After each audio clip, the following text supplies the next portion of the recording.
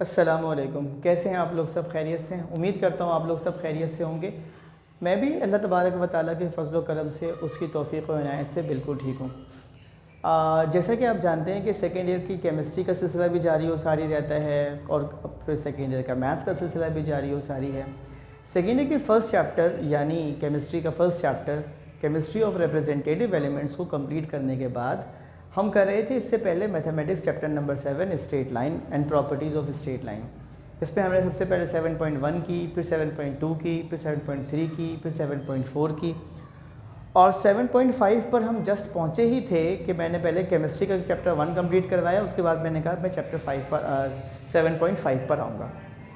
तो हस्बे वादा आज मैं जा रहा हूँ 7.5 के क्वेश्चन नंबर 2 की जानिब।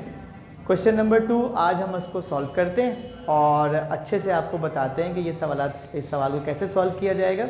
इस सवाल की सबसे बड़ी खूबी ये है कि आपको दो चीज़ें पता होना चाहिए कि लाइन का स्लोप कैसे निकलता है। लाइन के स्लोप का फार्मूला है -a/b और एक्यूट एंगल का फार्मूला है tangent theta is equals to m1 - m2 upon 1 + m1 × m2।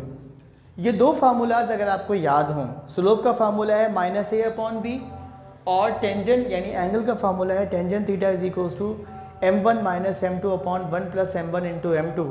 तो ये सवाल आपके लिए क्या हो जाएगा? बिल्कुल हलवा। ठीक है, तो आ जाते हैं इसको सॉल्व करने की तरफ।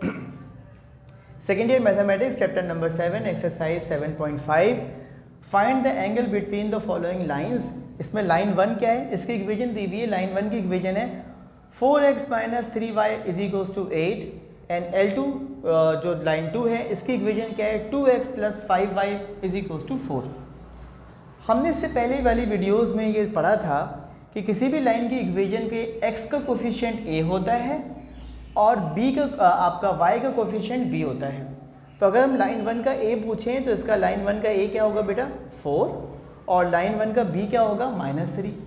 लाइन 2 का a क्या होगा? 2 और लाइन 2 का b क्या होगा? 5। x का कोफिशिएंट a, y का कोफिशिएंट b।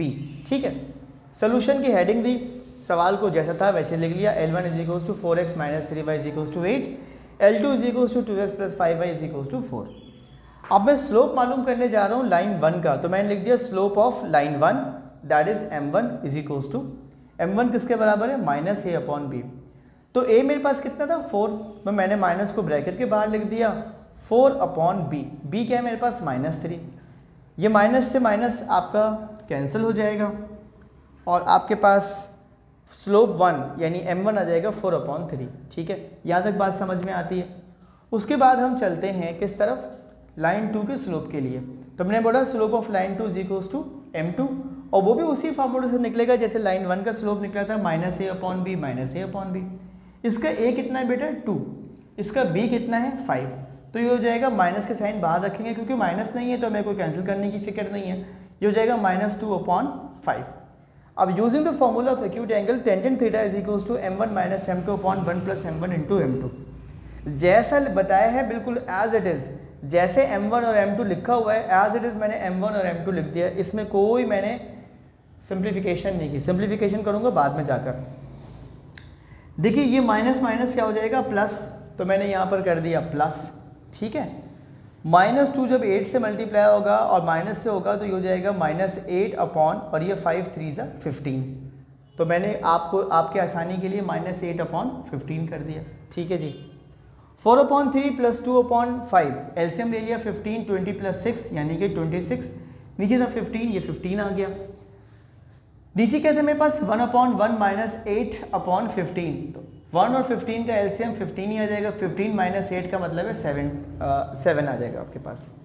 15 से ये 15 कैंसिल हो जाएगा और आपके पास क्या बचेगा? 26/7 टेंजेंट थीटा। थीटा मालूम करने के लिए टेंजेंट को उस तरफ शिफ्ट करूंगा तो हो जाएगा टेंजेंट इनवर्स 26/7। कैलकुलेटर में इसकी वैल्यू डालूंगा तो ये मेरे पास वैल्यू दे देगा 74.93 डिग्री। इसको लिख दूंगा आंसर।